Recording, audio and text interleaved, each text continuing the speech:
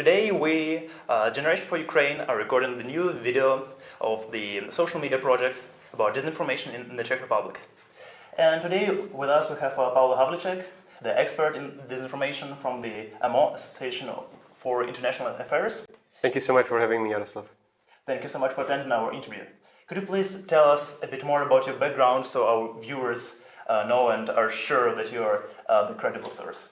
Thank you so much, Jaroslav, for inviting me and also giving us in AMO an opportunity to take part in your interview. So, us as Association for International Affairs, we have been around for many years, since 1997, more than 25 years, and we have been actually working as a think tank, so one of the knowledge hubs specializing in shaping the Czech and European EU foreign policy. We are primarily focusing on foreign policy, but also along that we, for example, cover security developments, we cover also democratic developments, in particular in several regions of the world. We gave always since the beginning very strong impetus on the region of Eastern Europe, but also, for example, on Western Balkans. We have very sort of long-term projects and robust line of work on China and also on several other areas, including the climate and the climate crisis and also the green agenda. So these are some of our thematic but also regional focuses. And myself, I've been coordinating the Eastern European related projects. So we do have also some initiatives that look at what the current Russian regime has been doing, also in Ukraine, all the war of aggression. We are also covering the region of Eastern Partnership, but also, for example, now looking in the pre-election context of Moldova, and not for many, many years already, not forgetting about Ukraine, where we do both what I focus on, which is the policy work, and, for example, how Czechia can do more and better to support Ukraine, and, for example, also challenge Russia in its war of aggression, including when it comes to implementation of sanctions, or also countering the information challenges.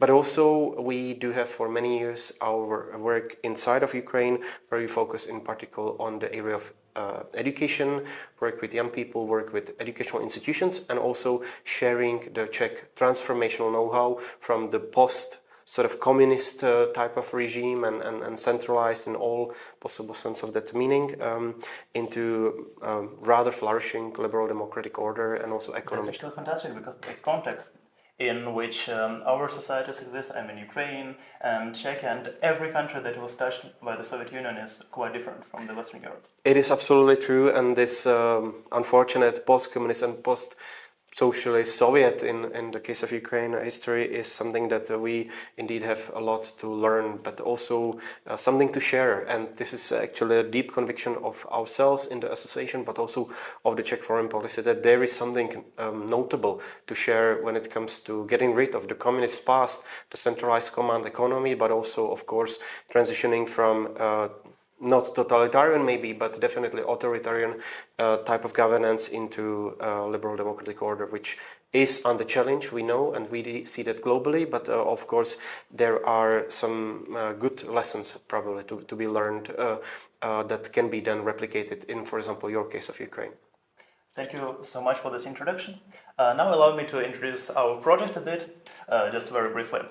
We're doing it in the project of YOUROPE, that is conducted by the Horizon EU research program, and our main aim is to raise awareness about disinformation in the Czech Republic and generally in democratic societies and its impact on political processes. Yes. So, without further ado, let's move to the topic of our interview. Disinformation has always been a significant problem in democracies, but it is now even more dangerous due to the decline in information sharing costs. So, my question is, Mr. Havlíček, how would you describe the current state of media space in Czechia? How profound are the issues of disinformation and misrepresentation of facts? Yes, thank you so much, Jaroslav, for this question. I think it's very important to start from the fundamentals of the discussion and having a look at the framework that we are seeing. And in that regard, I think we are not doing at all badly in Czechia.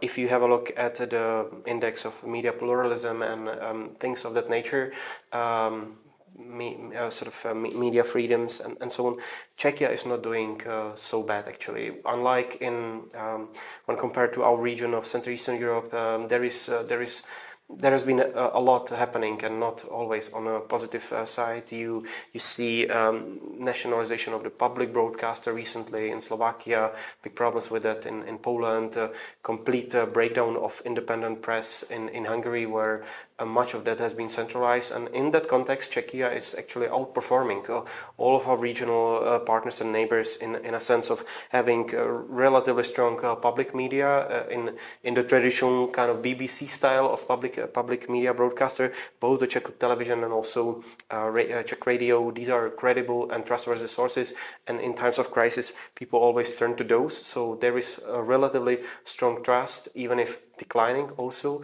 and there is a relatively developed ecosystem of independent press, unfortunately, and this is a major challenge, of course, that is related to ownership of media structures, and also when it comes to increasing space for what you mentioned as and called as disinformation. So the so-called alternative media sources, these are media sources that are challenging the mainstream, so-called mainstream media, and unfortunately getting more and more space. So there is and has been traditionally since at least 2014 and onwards, from the time of so-called migration crisis, a relatively developed ecosystem of disinformation media that are primarily occupying the information space in the online domain.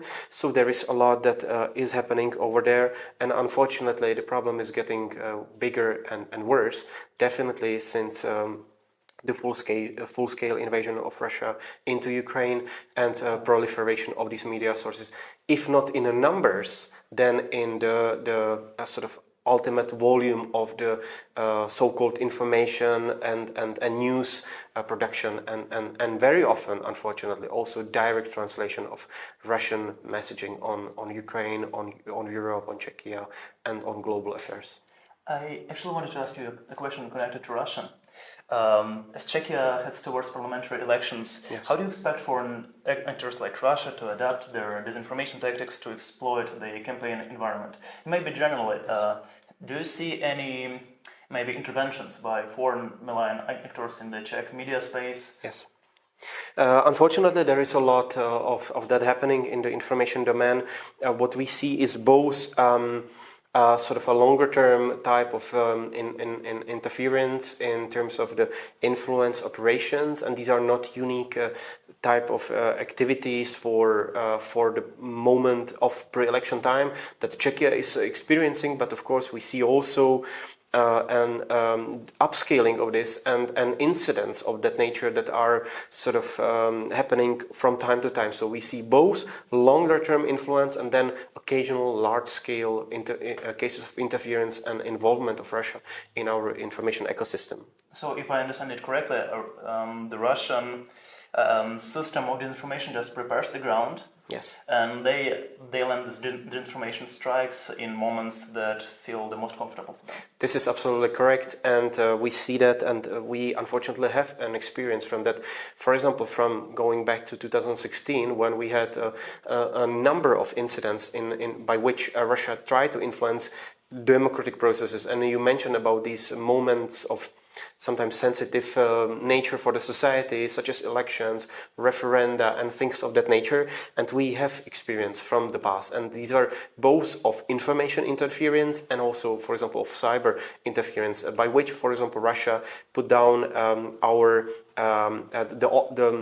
the site run by the Czech Statistics Office called Volby.cz, which is literally meaning elections.cz, which is a primarily landing page for results of elections and votes being counted. So these are displayed and on the go. They are growing in number as the percentage of counted votes is increasing. And the site was down due to a DDoS attack, since in that moment of 2016. But beyond that, there were also incidents of, for example, an affair called Lithium Affair, which was just in the pre-election time brought by Russia-sponsored media into the information ecosystem, then picked up by domestic proxy actors to Russia, then played in the political domain and influencing the result of the political also campaign and the whole vote. So that we also have affair and previous experience with. So that's also something that unfortunately this country also saw. So we see both, and unfortunately over time these kind of tactics I spoke about 2016 is getting much more sophisticated. We are now speaking about AI use, we speak about the deep fake, we see much more sophisticated cyber attacks. So it's much easier to scale this up. This is absolutely true, and we see that in other country contexts. So what, for example, the Czechia, the Czech government and also ourselves in the civil society, what we have been doing is really to gather experience from other countries and other cases around the European continent, and there was a lot to learn from.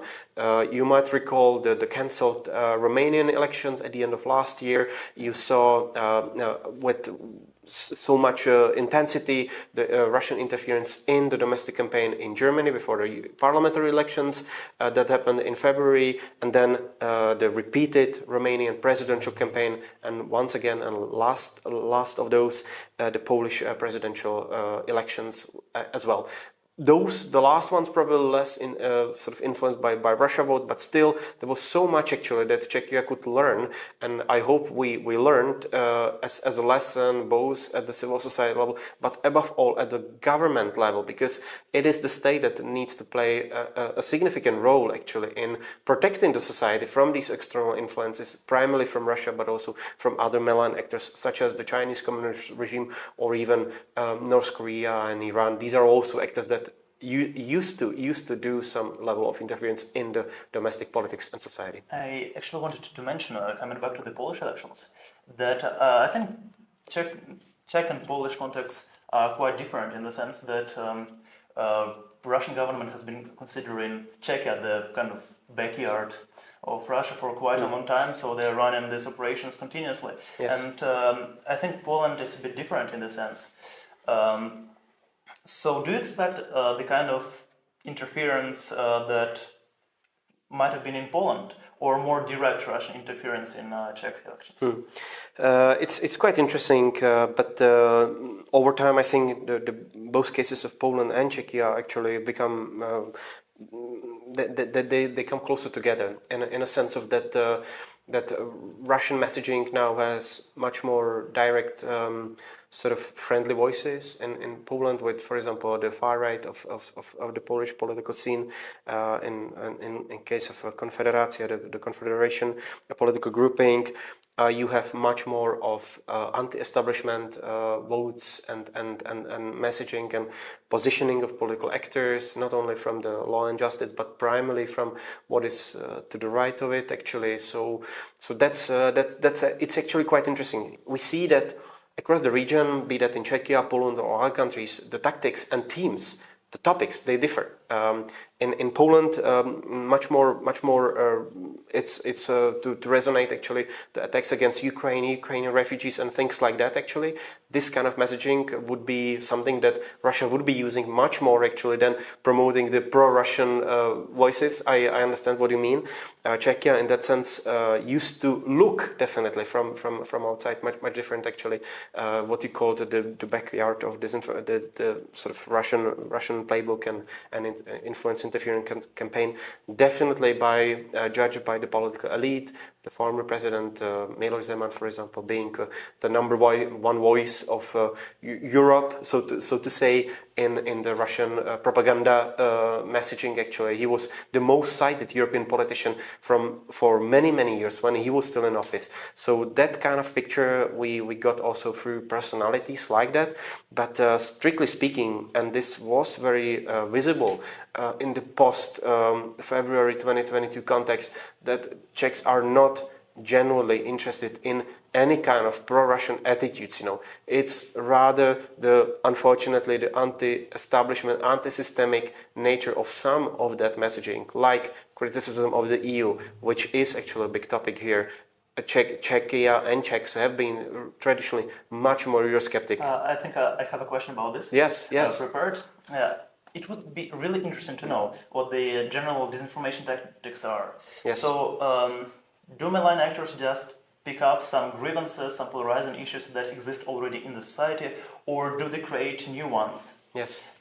That's really important, but because I think very often times we are actually overestimating the Russian capability to do something new, to innovate and to do something completely out of picture. I don't think they are really capable and able to do that. But what we see much more is exploitation of the existing vulnerabilities, polarizing topics, but also divisions inside of the society, which you might attribute to, for example, the attitudes towards the European Union, attitudes towards the Green Deal. It might be also, for some, attitudes towards Ukraine refugees based in this country. It might be also overall topic of military to support to Ukraine. These are different topics for different stratas inside of the society. These really differ, but definitely what they have in common, and that is something that Russia can be making use of, is this anti-systemic nature of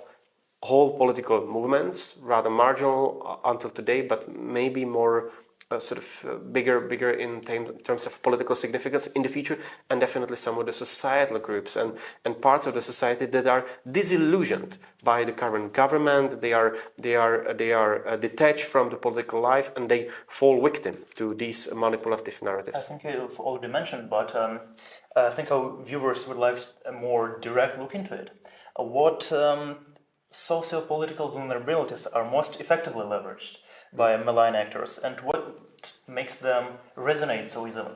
Yes, I already spoke about definitely at least two topics that are quite prevailing, and these are important lines along which you can then pick up smaller issues and themes that come on everyday basis. And I already referred to relatively deeply rooted Euroscepticism in one part of the Czech society. The popularity of the EU is, and has been for the last 2-3 years actually, on historical heights, but we are still speaking about maybe 60% plus of the society. It's not an overwhelming majority, it's not 90%, it's not 100%. So you find at least 1/3 of the society that is actually quite critical towards EU and anything that it does. So then, for example, if you relate, and this is yet another vulnerability for the Czech society, these are the socio-economic tensions in the society and unequal development in terms of the economic growth. So one part of the society is getting richer and living comfortable life, while another is becoming more and more poor. So these kind of divisions and domestic vulnerabilities when it comes to socioeconomic inequalities, let's say, this is yet another example. And if you find such an interesting topic that connects both, for example, the idea of implementing Green Deal, that actually falls very nicely into what has been majorly exploited by these kind of anti-systemic, anti-European, anti-Western actors who say, look, it's the bad EU doing that to us and we will become poorer when implementing this. We will have to get rid of our combustion engines in cars and things like that, you know. So you see, you find themes around which you can actually cluster a whole set of narratives, you know, and this is actually something that resonates very, very widely in the society. But it's not only that, and I already spoke about the topic of Ukraine, which is rather complex for the Czech society, because and that was actually the nature of development post February 2022, in which I saw a huge mobilization of support for refugees from Ukraine, but also people fundraising for Ukraine and so on. But people also, Czechs are not very good at the marathon run. They are really good at short-term runs. So within the last first couple of months post February 2022, there was a public upheaval to support Ukraine. Everybody wanted to do that. It was really important for everybody. But then after 6 more months, so on, as the war dragged on, the situation didn't get any easier, and socioeconomic factors also came into play, and people started to be more critical. And when you are not feeling comfortable, then oftentimes you start looking around you. So what's the problem? It's not me, definitely, right? But these must be people that either came recently to our country and looked for refuge and safe haven from the Russian aggression, but also somebody else must be doing that to us, right? Such as the EU or whoever else. Okay, so understanding this space of disinformation, what's your opinion on the EU Digital Services Act?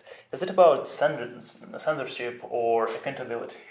This is a big topic actually for us, and we have been having a running project on this topic and making that more understandable for people to what it means and what it does actually for the last 6-7 months actually, and unfortunately we struggled to push for. Sometimes we struggle to push for good results because you have this one stream inside of the society that is exactly very critical towards the digital regulation and sort of portrays this as a case of censorship, as a case of violation for freedom of speech, but also basic rights and values, and something that is very unnatural to us. Coming from outside, yet another time, you recognize the similarity here, but also something that is really touching the core of the way we live. And unfortunately, based on also sociological pollings, we see that people are somehow scared. They are a little bit afraid about this so-called cancel culture. So things being censored, being given space and voice or not. Of course. It's always this balance where Yes. to control or to allow, and always censoring. It is information narratives. Exactly. Is very dangerous for the freedom of media. I would absolutely agree with this. And coming back to the sensitive nature of the debate, there has been this definitely one stream in the society exploiting this actually for both political interest. Meaning, for example, the current opposition that sort of boycotted the national adaptation of the law that should transpose the EU legislation into Czech legislation. There was a very strong pushback against this, actually, which prevented the Czech parliament from adopting the so-called law on the digital economy. That is the Czech sort of backstop to the EU's DSA. But coming back to your question, Jaroslav, actually, I don't consider DSA to be any kind of tool to censor opinions.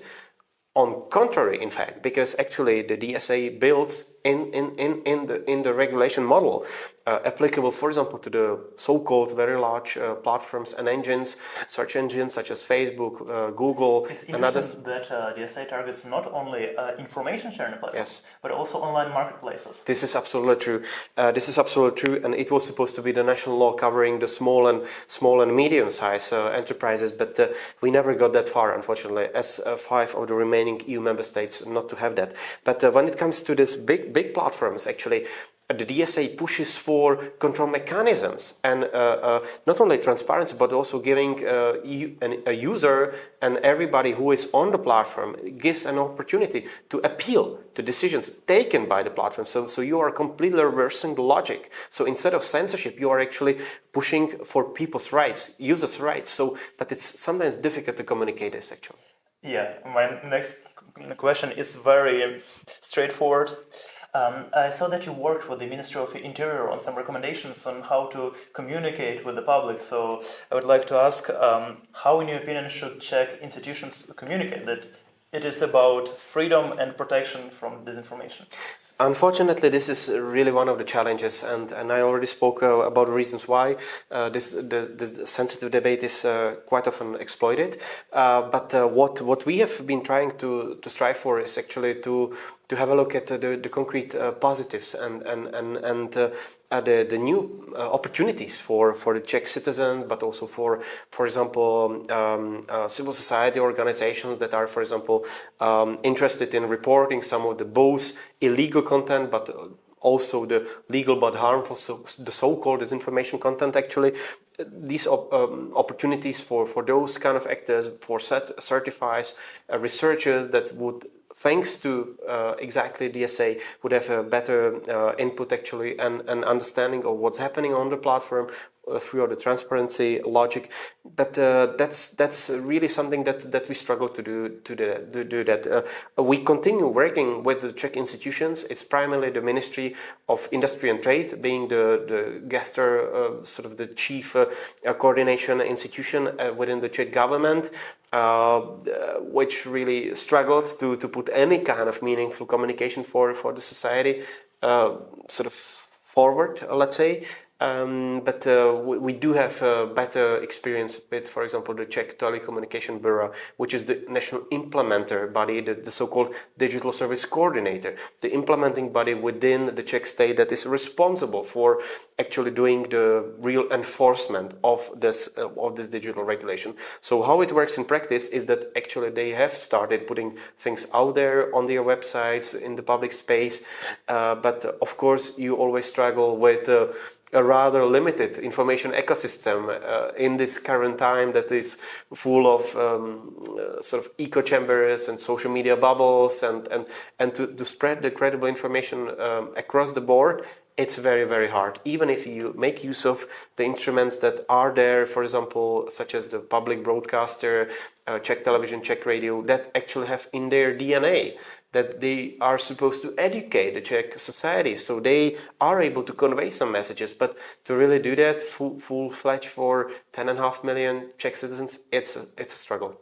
About credible information, actually counter disinformation tactics. In your view, do EU and Czech counter disinformation strategies address the root causes, such as social polarization or distrust that you mentioned earlier, or are they mostly reactive firefighting? I think we are really doing the latter that you described. We are being very reactive. We only crisis manage these kind of situations, and unfortunately, both at the policy level, and you spoke about some of the root causes, that it's a long-term struggle actually to do that, to address some of these vulnerabilities that we spoke about.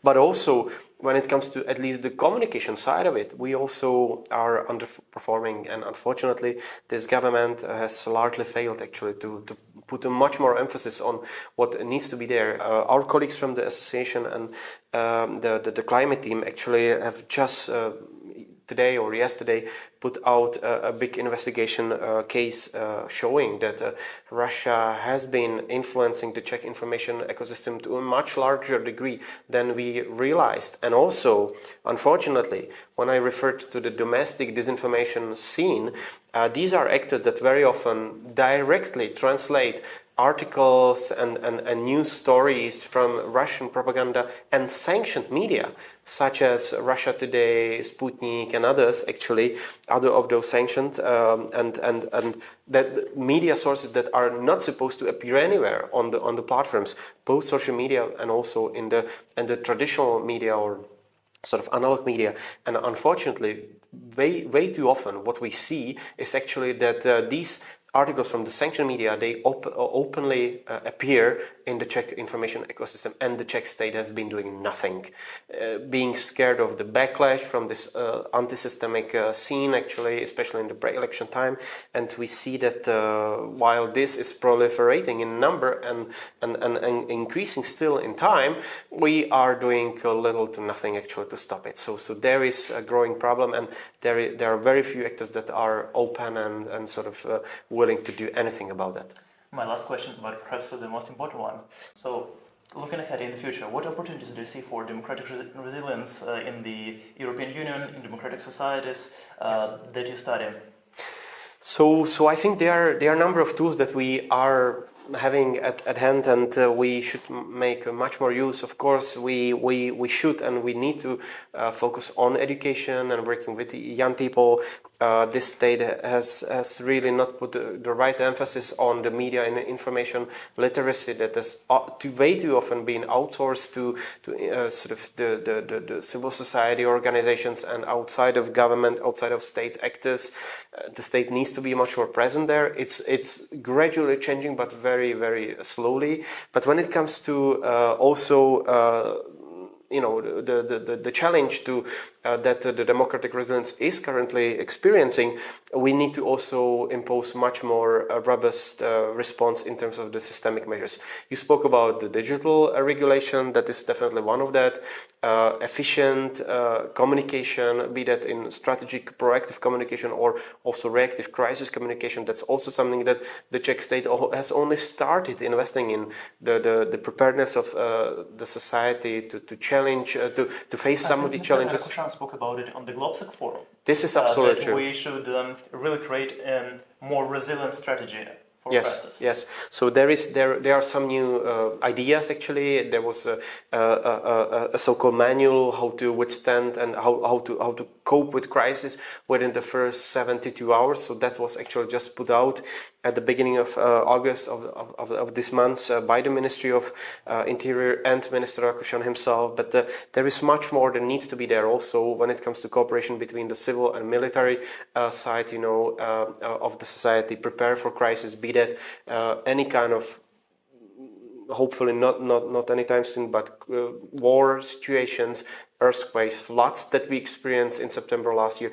These kind of situations, we also need to be much better prepared. But in the information domain that we also spent a big deal in our interview to speak about, we also need to be much more robust on preventing some of these information inflows, especially from the Russian Federation. And what I was speaking about when allowing sanctioned Russian media sites to be aired and voiced and translated and placed in the Czech information domain, that's basically, that's not acceptable, and we need to be doing much more to challenge that. So I always call for not ad hoc measures, but systemic nature of the measures, because in the current information chaos that we often can coin like this, we definitely need to not have firefighters running from one place to another, but we need to have a roof over our heads so that we are much better prepared actually,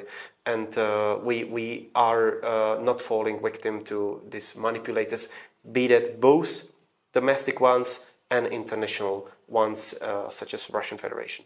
Okay, thank you so much for participating in our project. It is important that experts like you take time to share the knowledge they have with young people and the public in general.